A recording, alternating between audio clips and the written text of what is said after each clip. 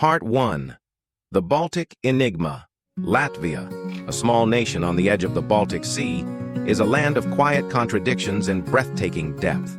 With fewer than 2 million people, it remains one of Europe's least populated countries, yet its territory stretches wider than Denmark or Switzerland. More than half of the country is forest, a vast green kingdom where wolves and lynxes still roam freely. Summers here can blaze with warmth, reaching over 30 degrees Celsius, while winters freeze the land beneath veils of white silence. Along nearly 500 kilometers of Baltic coastline, fishing villages and sand dunes whisper stories of old sailors and pagan gods. For centuries, Latvia has been invaded and ruled by Germans, Swedes, Poles, and Soviets. Yet it survives, stubborn and proud, like a flame that refuses to go out. Its capital, Riga, founded in 1201, is older than Moscow's Kremlin, and its old town gleams as a UNESCO World Heritage Site. The Latvian language itself is a miracle, one of the two surviving Baltic tongues in the Indo-European family, ancient and melodic, spoken fluently by only 1.3 million people. To master it is to join one of the world's most exclusive linguistic circles. Latvia is modern yet medieval, scarred yet beautiful, small yet fiercely independent. Perhaps it is this paradox, this meeting of past and present, that makes it one of Europe's most sinful nations in 2025, a place where temptation, resilience, and history endlessly collide. Part 2. Customs that confuse outsiders. Every country has its quirks, but Latvia's are wrapped in layers of charm, superstition, and mystery. Step into a Latvian home, and you'll be asked to take off your shoes. Nothing strange there. But then comes the surprise. Your host offers you oversized slippers, mismatched perhaps, yet refusing them would be rude. Superstitions are everywhere. Whistling indoors? A sure way to invite poverty into your house. Spill salt? Toss a pinch over your left shoulder to chase away evil? Sit on the corner of a table? You'll be single for 7 years, or so they say. And then comes Jāņi, Latvia's midsummer festival, celebrated on June 23rd to 24th. It's more than a party, it's an ancient ritual. People dance around bonfires, sing folk songs, and vanish into the forest at midnight to search for the fern flower.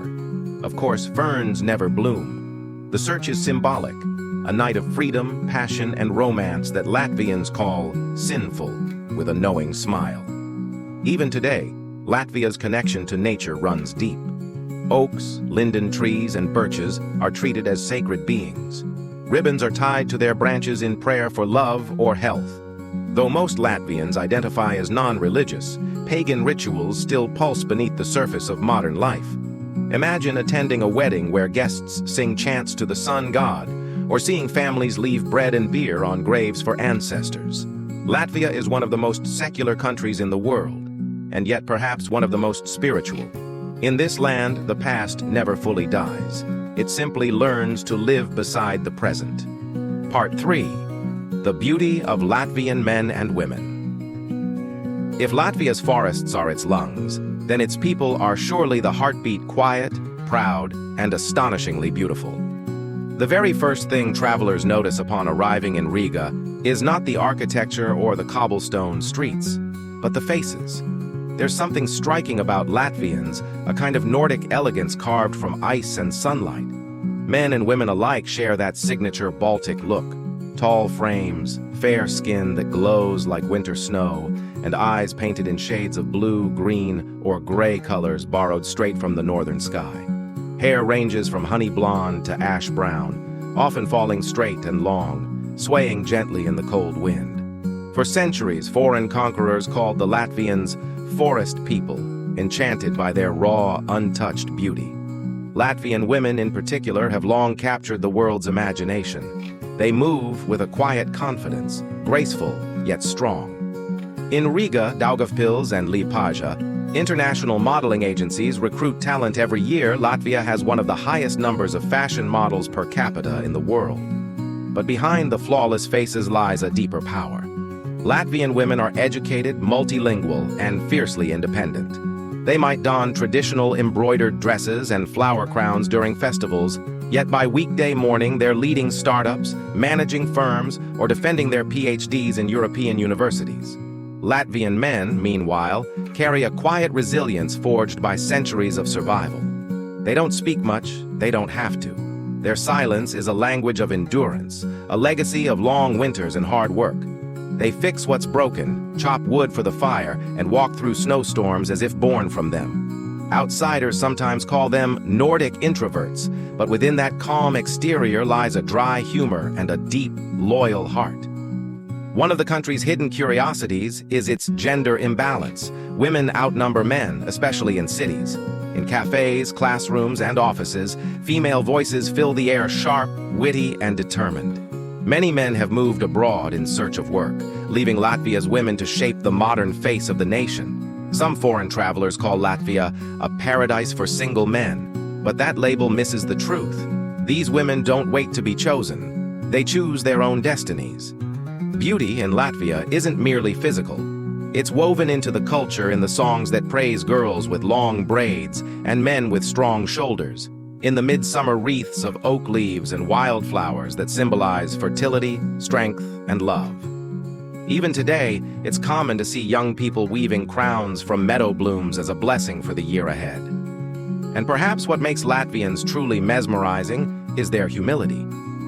They rarely boast about their looks, as if unaware of the quiet magnetism they radiate. Maybe that's the real secret of Latvia's beauty. It's natural, effortless, and deeply human. A beauty that doesn't shout, but simply exists, like the whisper of a northern forest under falling snow. Part 4. Transportation without trains. When you picture Europe, you might imagine sleek bullet trains slicing through the countryside, Paris to Berlin, Milan to Rome, a continent humming on rails of steel and speed. But then there's Latvia, a land where time seems to move differently. Here, trains don't rush, they wander. Step onto one of Latvia's old railway platforms, and you'll feel it instantly, the hush of nostalgia. The faded yellow signs, the peeling paint, the slow chug of locomotives that look like they've rolled straight out of the Soviet past. In Latvia, the train is not a symbol of progress, but a ghost of another era. Its carriages groan along outdated Soviet tracks, their wheels singing the same song they did 50 years ago. Locals joke that if you're in a hurry, take the bus, it's faster than the train. And yet those abandoned railways have their own haunting beauty. Deep in the forests, narrow gauge lines once used for logging now lie hidden beneath moss and wildflowers. Rusted locomotives sleep half buried in the undergrowth, like prehistoric beasts reclaimed by the land. Travelers who stumble upon them describe the experience as walking into a time capsule swallowed by trees. For most Latvians, the road is king. The nation moves on buses, trams, and private cars. Long-distance buses, like those run by Lux Express, are unexpectedly luxurious with Wi-Fi, reclining seats, and steaming cups of coffee that make you forget you're crossing a post-Soviet landscape. Within cities, the rhythm changes. Riga's trams clatter along cobblestone streets, their blue and white bodies a living link between old Europe and the digital age. The sound of metal against stone sharp, echoing timeless, is the heartbeat of the city. But change is on the horizon. A monumental project called Rail Baltica is set to rewrite Latvia's travel story. Once completed, it will connect Riga with Tallinn, Vilnius, Warsaw, and even Berlin trains, gliding at 240 kilometers per hour through the Baltic plains. For Latvia, it's not just an infrastructure project. It's a dream of belonging, of finally catching up with the modern rhythm of Europe. Locals call it the return to the rails. Still, until that day arrives, Latvia remains a country where the present creaks at the pace of the past. Beyond the capital, roads crumble after winter's assault. Potholes bloom like spring flowers. Drivers keep tire repair kits in their trunks, because on Latvian roads, a flat tire is not an accident, it's a rite of passage. And when the snow comes, only the bravest dare to ride their bicycles through the icy streets, wrapped in scarves and defiance. So yes, in the age of high-speed everything, Latvia moves differently. Slowly, stubbornly, beautifully. It's a country that teaches you patience, where every journey is not about how fast you go, but how deeply you travel. Part 5. A digital economy with Soviet scars. On paper, Latvia is a digital success story, a proud member of the European Union, NATO, and the Eurozone. A nation reborn from the ashes of empire, now wired into the future. In Riga's glass towers, young entrepreneurs sip espresso and write code that powers startups, blockchain systems, and global fintech dreams. The city hums with quiet ambition. Locals call it the Baltic Silicon Valley. But beneath the surface of shining screens and fast Wi-Fi lies a landscape etched with Soviet scars. To understand Latvia's digital rise, you must first understand its fall. When the Soviet Union collapsed in 1991, Latvia inherited an industrial wasteland, rusting factories, polluted rivers, and a generation raised on shortages and silence. Independence was freedom, yes, but also an abyss. The nation had to reinvent itself from zero. In the 1990s, chaos ruled. State-owned enterprises crumbled overnight, unemployment soared, corruption seeped into the cracks of a fragile democracy. And yet somehow, Latvians did what they always do best: they adapted. They looked westward, learned fast, and coded faster. Within 2 decades, the country that once exported wood and metal began exporting ideas and innovation. Riga became a hub for IT startups, cybersecurity firms, and digital experiments. Latvia was one of the first nations to introduce e-signatures, long before giants like France or Germany. A small country turned its very size into an advantage, nimble, flexible, ready to try what others feared. Still, the ghosts of the past linger. You can see them in the abandoned factories on Riga's outskirts, in the elderly who still remember lining up for bread, in the empty villages where young people left for Ireland or Germany in search of better pay. Even today, remittances from Latvians abroad help keep thousands of families afloat, a bittersweet symbol of global success built on local absence. Corruption, too, has left deep stains. From shady privatizations in the 1990s to international banking scandals in the 2000s, Latvia's reputation has often been tested. The collapse of ABLV Bank in 2018, after U.S. accusations of laundering money from North Korea, shook the country's financial system to its core. But, in true Latvian fashion, resilience prevailed. Reforms followed, transparency improved, and confidence slowly returned. Part 6. Politics, Power, and the Shadow of the Past. In the grand theater of Europe, Latvia's politics are a story of ghosts and grit, a fragile democracy standing on the ruins of empire. On paper, the nation is free, modern, and sovereign. It has a parliament, a president, elections, and laws. But beneath this orderly surface, the shadow of history stretches long and deep. For 50 years, Latvia lived under Soviet rule, its people silenced, its voice borrowed. Even after independence in 1991, the past refused to vanish. Nearly 1/4 of Latvia's population speaks Russian, a living echo of that occupation. In Riga's markets, you still hear the language of Pushkin and Lenin floating between stalls of apples and amber jewelry. But for many Latvians, it's a reminder of pain of the years when their flag could not fly. The issue is not just cultural, but legal. After independence, thousands of Soviet-era residents found themselves stateless, neither citizens nor foreigners. They hold gray passports that mark them as non-citizens, able to live in Latvia, but not to vote. It is one of Europe's strangest bureaucratic limbos, a wound that still aches decades later. And then there's the corruption, the old nemesis of post-Soviet states.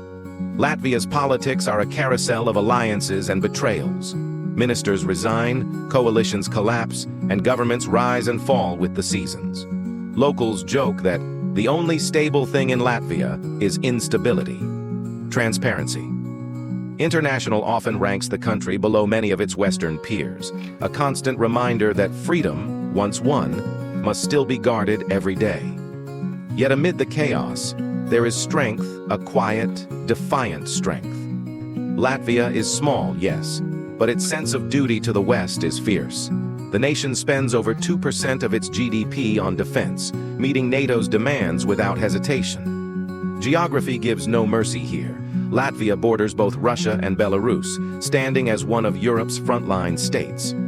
Since the war in Ukraine intensified, NATO soldiers have marched through Latvian fields, their drills shaking the pine forests and the old Soviet bunkers alike. In Riga, it's not uncommon to see a cafe filled with both programmers and soldiers' laptops on one table, camouflage uniforms on the next. It's an image of the new Latvia, half Silicon Valley, half fortress. A country trying to balance innovation with vigilance, freedom with fear. The paradox is haunting. Latvia's politics are fragile at home, yet formidable abroad, fractured governments, but unbreakable alliances. Its people know that their survival has always depended not on size, but on stubbornness. And so, they vote, they argue, they rebuild. Because they understand better than most that democracy is not a gift, it's a daily act of courage. In the Baltic twilight, between the shadows of Moscow and the lights of Brussels, Latvia stands small, scarred, but utterly unyielding. Part 7. Pagan Roots and Haunted Legends. Long before the churches rose and the crosses shone, Latvia was a land of gods older than memory. The air here hums with whispers of the past, a time when forests were temples, rivers were sacred, and the sun itself was a goddess. In this small Baltic nation, pagan roots still pulse beneath the surface, entwined with every stone, every flame, every song. Centuries ago, Latvians worshipped Sol, the radiant sun goddess who rode her chariot across the sky each day, and Perkins, the thunder god who wielded lightning to cleanse the earth. There was also Mara, spirit of fertility and motherhood, protector of the living and the dead. These ancient deities were never truly erased, only renamed, reimagined, and hidden within folk songs and rural rituals. To this day, their names echo in the lyrics sung at weddings, harvests, and funerals. And nowhere does this ancient spirit shine brighter than during Jāņi, the midsummer solstice festival. As the sun dips below the horizon on June 23rd, bonfires erupt across the countryside, thousands of flames flickering like stars fall into earth. Men wear crowns of oak leaves for strength. Women weave garlands of wildflowers for love and fertility. All through the night, they sing, drink, and leap over fire to chase away evil spirits. But the heart of the night belongs to a legend, the fern flower. According to ancient myth, the fern blooms only once a year, at midnight on Midsummer's Eve. Whoever finds its golden blossom will be granted eternal happiness, wisdom, and love. Of course, ferns never bloom, but that doesn't stop young couples from disappearing into the forests to search for it, under the soft gaze of moonlight and folklore. Elders smile knowingly, the magic of the night needs no explanation. Yet Latvia's mythology is not all light. Darkness also lingers here. Abandoned castles and misty lakes are said to harbor spirits that refuse to rest. The medieval fortress of Cēsis is rumored to echo with the footsteps of monks who died defending its walls.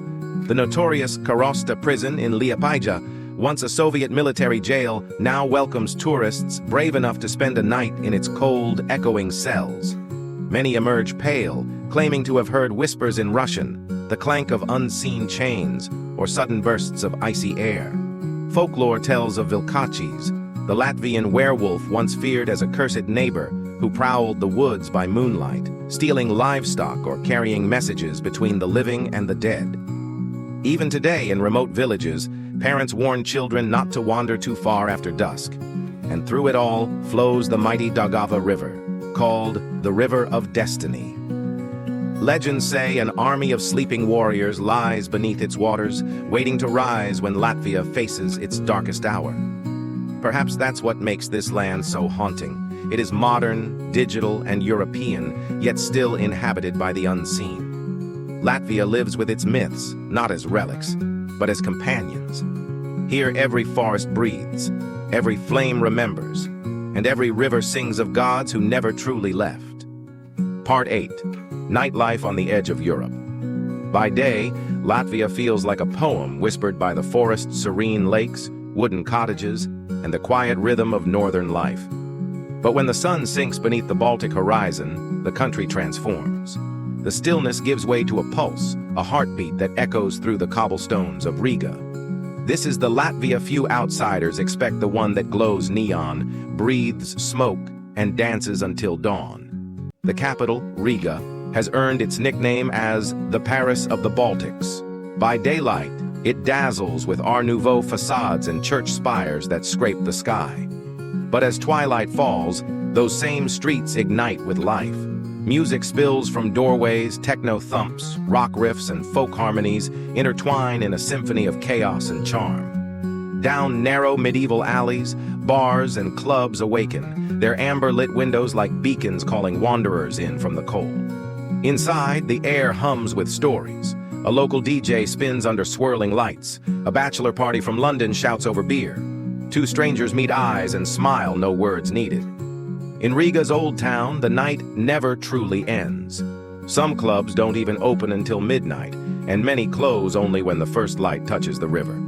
But Latvia's nightlife has a wild edge, a touch of danger wrapped in beauty. Local newspapers warn of scams of champagne girls who charm, then vanish, and bills that balloon from 20 euros to 200. Some tourists wake up with empty wallets and hazy memories of what seemed like the best night of their lives. It's all part of the legend Riga, the city that tempts and tests you in equal measure. Yet to focus only on the chaos is to miss the heart of it all. For Latvians, nightlife is not just about pleasure, it's about song. Music is in their blood.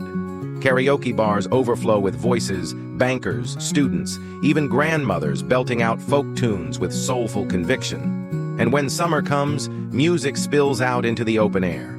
Festivals like Positivus, the country's most famous seaside event, draw tens of thousands to dance beneath the stars. There, on the dunes of Salagrava, electronic beats merge with the crash of the waves, nature and noise entwined. Beyond Riga, the party takes other forms. In coastal Liepāja, locals gather around bonfires on the sand, mixing homemade berry vodka with laughter. In university towns like Jelgava, student dorms become arenas of joyful anarchy one moment, drinking moonshine from tin mugs. The next, spinning in a folk dance circle at 3 a.m., singing songs older than the city itself. Latvia's alcohol laws are famously lenient. Beer is cheaper than water, and craft breweries thrive with daring flavors like hemp ale or birch sap beer. Long winters and long nights have made celebration a survival instinct here. So when people call Latvia sinful, perhaps this is what they mean: a country that refuses to sleep, that burns with life even under the coldest skies. In Riga, night is not the end of the day. It's the beginning of another story. Part 9. Food that surprises and shocks. Travelers often arrive in Latvia expecting delicate European cuisine, light salads, fine wines, and dainty desserts. But Latvia greets you with something different. Food that feels like a hug from the earth itself. It's hearty, humble, and deeply tied to the rhythm of the season's dishes, born not from luxury, but from survival. For centuries, Latvians have endured long, merciless winters, when daylight fades by mid-afternoon and snow wraps the land in silence. Their cuisine evolved to fight the cold, to warm the bones and feed the soul. On a Latvian table, you'll rarely find frills or excess. What you'll find instead are simple, honest flavors that taste like home, like memory. At the heart of every meal is rye bread, dark, dense, and slightly sweet, the true symbol of Latvian life. It's more than food, it's a tradition. Baked slowly in clay ovens, this bread carries the aroma of caraway seeds and wood smoke. Locals eat it with everything: soups, meats, fish, even desserts. There's a beloved treat called rye bread pudding, layered with whipped cream and wild berries, a perfect balance between the bitter and the sweet, much like Latvia itself. Then come the pierogi, small, crescent-shaped pastries stuffed with onions and bacon. Golden on the outside, soft within, they're found at weddings, funerals, and every festival in between. A plate of pierogi is never just a snack. It's an invitation, a sign of warmth and welcome. But not all dishes are so easy for foreigners to love. Latvia's cuisine can be boldly strange to the untrained palate. Take cold beet soup, for instance, a vibrant magenta concoction made with kefir, dill, and cucumber. It looks like liquid art and tastes like summer distilled in a bowl. Or jelly meat pork boiled until its broth turns to gelatin, served cold with sharp mustard. It shocks first-time visitors, yet to Latvians, it's comfort food. a symbol of resourcefulness passed down through generations. And then there's Latvia's obsession with dairy cream on potatoes, cream in soup, cream even on fish. As one local joke goes, we eat sour cream with sour cream. Their love for milk runs deep, a trace of the old countryside life where every household kept a cow and every grandmother made cheese by hand.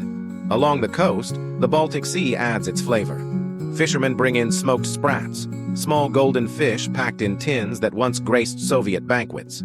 Pair them with rye bread and pickles, and you taste history, the salt of survival and the smoke of endurance. And to drink, forget soda. Try kvass, a fizzy, lightly fermented beverage made from bread. It's tangy, sweet, and slightly sour, a drink that feels alive. Latvian food doesn't aim to impress, it aims to endure. It's food that has weathered empires and winters and still stands proud. Each bite tells a story of soil, struggle, and the quiet joy of simply being alive. Part 10. Festivals of Fire and Song. In Latvia, celebration is not an escape from life, it is life. For a nation shaped by long winters and silent forests, festivals are the moments when the people breathe in rhythm with the earth itself. Though Latvians may appear reserved on ordinary days, when the drums begin and the fires roar, their spirit erupts in color, sound, and light. The heart of it all is Jāņi, the midsummer festival, a night where the sun refuses to sleep. Every year, on June 23rd and 24th, as the daylight lingers past midnight, thousands of bonfires blaze across fields, lakeshores, and hilltops. From above, it looks as though the entire nation has caught fire, a glowing constellation of joy scattered across the Baltic land. Families gather in meadows to sing ancient folk songs called dinas, melodies older than Christianity itself. Men wear crowns of oak leaves, a symbol of strength and endurance.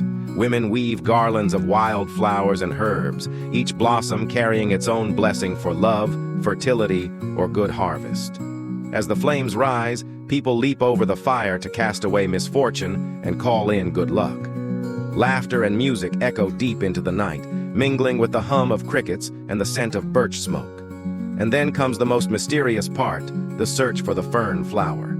According to legend, the fern blooms only once, at midnight on Midsummer's Eve, hidden deep in the forest. Whoever finds it will be granted eternal happiness, love, and wisdom. Of course, ferns never bloom, but that doesn't stop young couples from slipping away hand in hand, their laughter fading into the woods.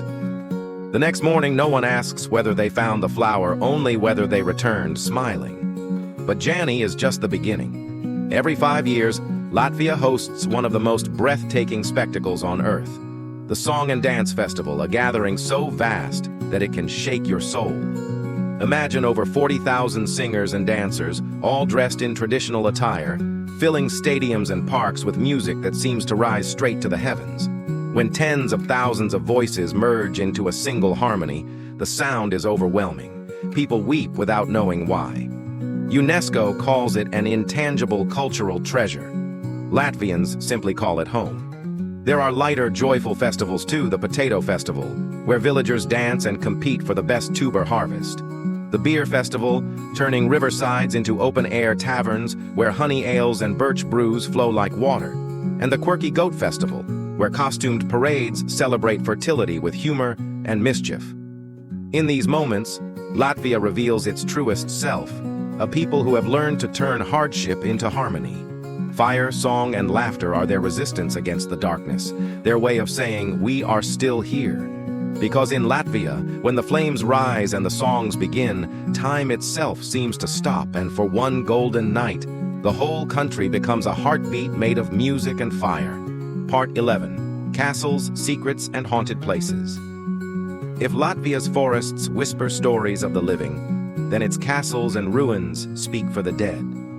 Scattered across this small Baltic nation are more than 100 castles and manor houses, some lovingly restored, others crumbling under ivy and time. Each stone holds a secret, each shadow hides a memory. To wander through them is to walk between centuries. Take Cēsis Castle, for instance, a medieval fortress once ruled by the Livonian order. Its walls are thick and cold, carved from gray stone that has seen more war than peace. Visitors carry candles through its underground tunnels, where prisoners were once chained and monks once prayed. When the wind blows through the empty halls, it sounds eerily like chanting, as if the souls of fallen knights still march beneath the earth. Locals say that on stormy nights, if you listen carefully, you can still hear their footsteps echoing through the dark. Far to the west, in the coastal city of Liepāja, stands the infamous Karosta prison, a place that seems to have trapped its own ghosts. Built by the Russian Empire, later used by the Soviets, it was once a military prison where soldiers were tortured or disappeared. Today, it has become one of Europe's strangest tourist attractions. You can book a room and spend the night inside a real cell, eat watery porridge, and be shouted at by guards dressed in Soviet uniforms. Many guests swear they've heard chains clanking, whispers in Russian, or cold drafts that follow them from cell to cell. Paranormal investigators have called it one of the most haunted places in Europe, and it's easy to believe. The walls seem to breathe sorrow. But Latvia's mysteries aren't confined to man-made places. Nature here hides its own ghosts. Deep within Gauja National Park lies the Gutman's Cave, the largest in the Baltics.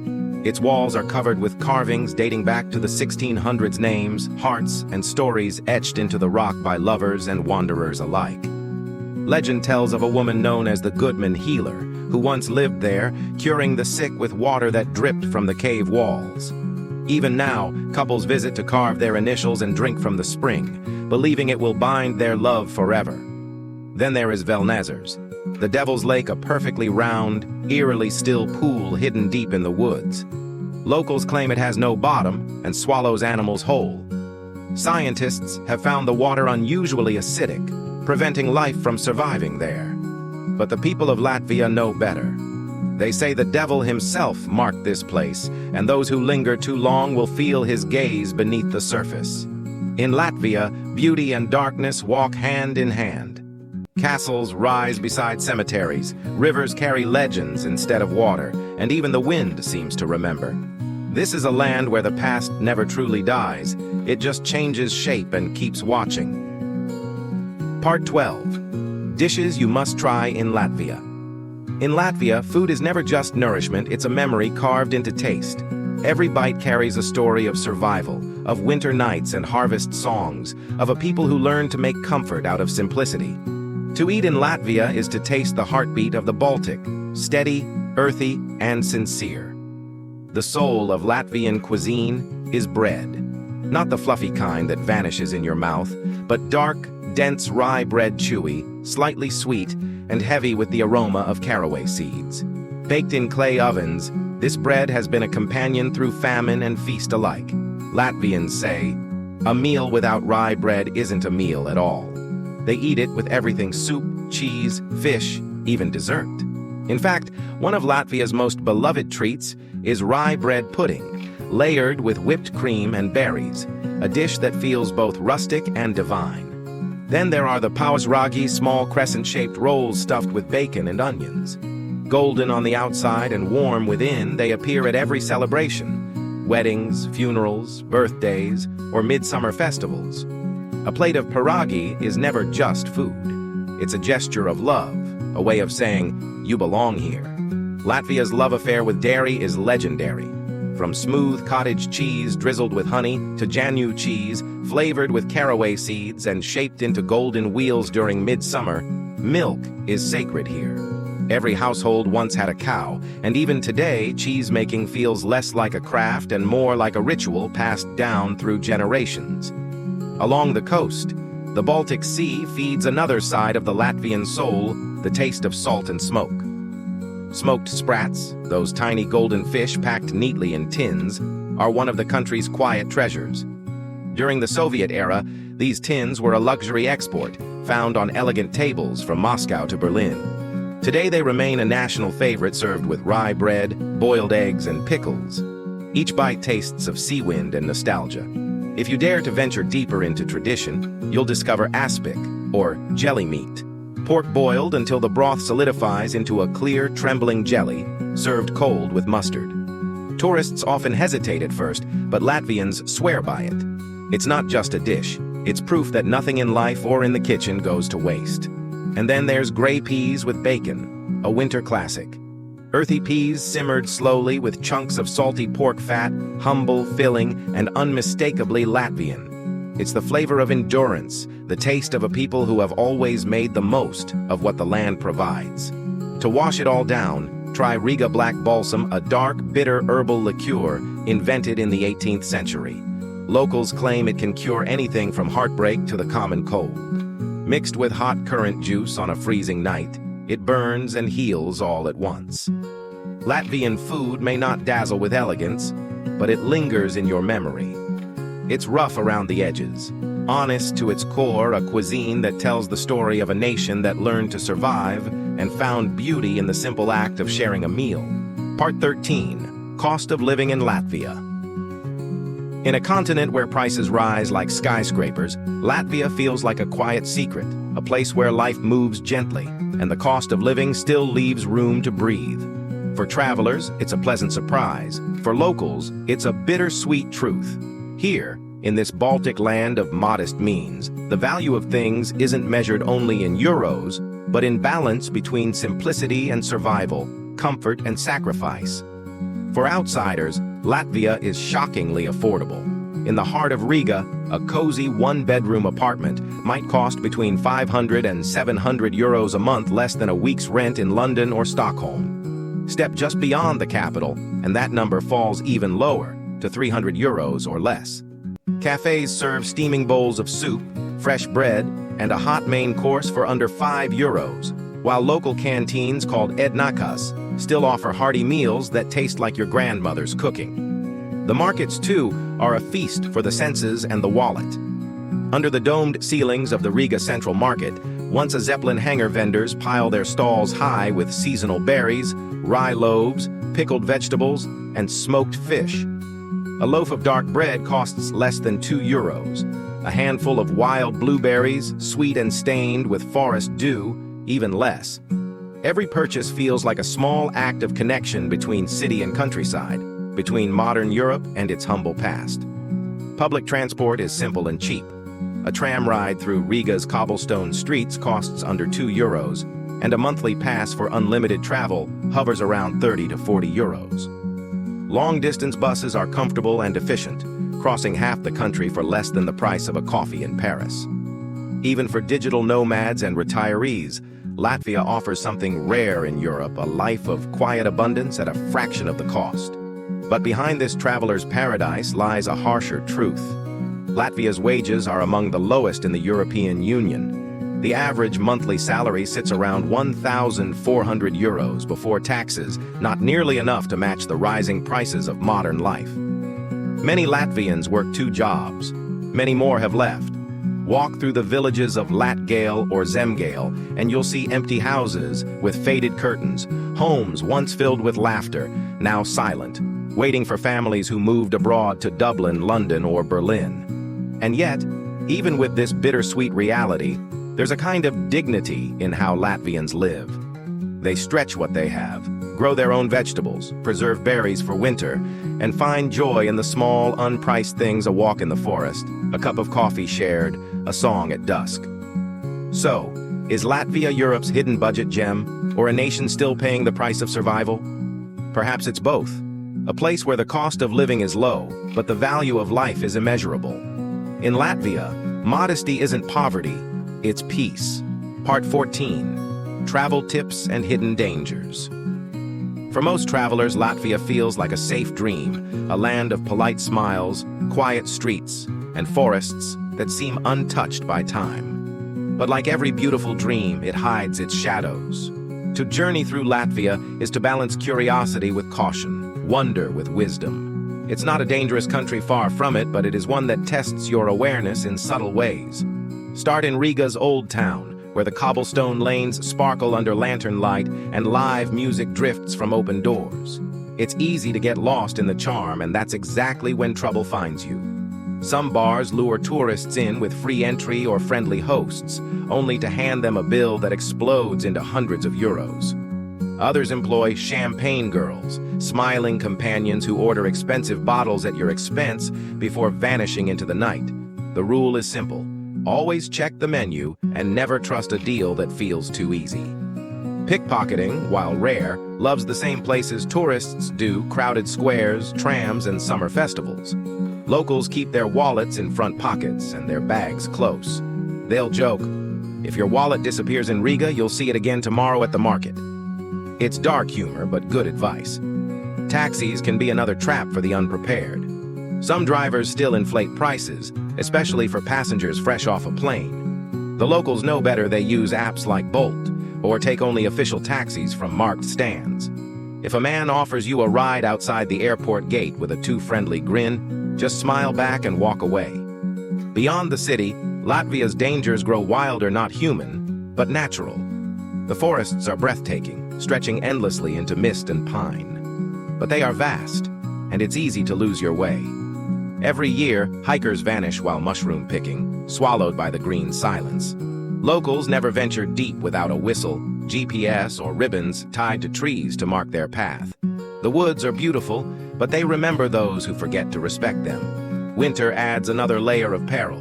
The streets of Riga turn into ice rinks, and even the locals, graceful as penguins, tread carefully. Tourists, meanwhile, perform a less elegant dance. One wrong step, and you're flat on the cobblestones. Bring boots, not bravado. But danger in Latvia isn't only physical, it's cultural too. Never mock the Latvian language. It's sacred to a people who fought to keep it alive. And don't romanticize the Soviet era for many. It's a scar that still aches. If someone offers you homemade moonshine at a festival, accept it's a sign of trust, but sip lightly. Some brews are strong enough to start a car engine. So yes, Latvia is safe but safely wild. A place that rewards those who travel with open eyes and a humble heart. If you walk wisely, it will give you something better than safety. It will give you stories. Final part 15. Final reflections on Latvia. Latvia is not a country you simply visit, it's a country you feel. Small on the map perhaps, but vast in spirit. It lingers in your mind long after you've left, like a song you can't quite stop humming. This Baltic land is a paradox, both old and young, wounded and proud. Quiet, yet fiercely alive. By day, Latvia feels like a dream in slow motion. Castles rise from foggy hills, their gray stones glowing gold in the morning light. Endless forests whisper in every direction, their roots tangled with myth. The Baltic Sea hums softly along its long, pale beaches, waves folding and unfolding like pages in an ancient book. And then, as the sun sets, the dream changes. The cities stir, lights flicker to life, and Riga begins to sing a symphony of laughter, footsteps, and the pulse of music that carries through the night. This is Latvia's secret. It lives in dualities. It is both holy and sinful, both frozen and burning. Pagan rituals dance beside digital startups. Ghost stories echo in cities wired with 5G. It's a nation where people honor the sun goddess with wild midsummer fires and then code blockchain apps the next morning. The sacred and the modern walk hand in hand here, as if time itself forgot to choose a side.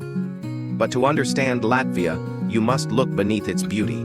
You'll see the scars, the long shadow of the Soviet years, the small towns emptied by migration, the quiet ache of people working hard for too little. And yet, the resilience that rises from these struggles is nothing short of miraculous. Latvians don't shout their pride, they sing it. They survive not through rebellion, but through rhythm, through songs, traditions, and a stubborn belief that identity, like a flame, must never go out. They call it one of Europe's most sinful countries, but the sins of Latvia are not those of greed or vanity. They are human sins, the temptation to dance all night, to drink a little too much, to fall in love beneath a midsummer sky. The sin of being alive, wildly and completely. And its virtues. They shine just as bright. The kindness of strangers offering homemade bread, the dignity of elders still tending small gardens, the laughter of children chasing the last rays of daylight across the fields. Latvia's strength is quiet, but unbreakable, a flame that refuses to die, no matter how the wind blows. In the end, Latvia isn't just a destination. It's a living contradiction, a riddle written in forest mist and sea salt. To walk its streets is to wander through history. To hear its songs is to glimpse its soul. So when you leave this place, when the plane lifts above the Baltic coast and the forests fade into green waves below, you realize something rare. Latvia hasn't let you go, because some countries you remember, but Latvia remembers you.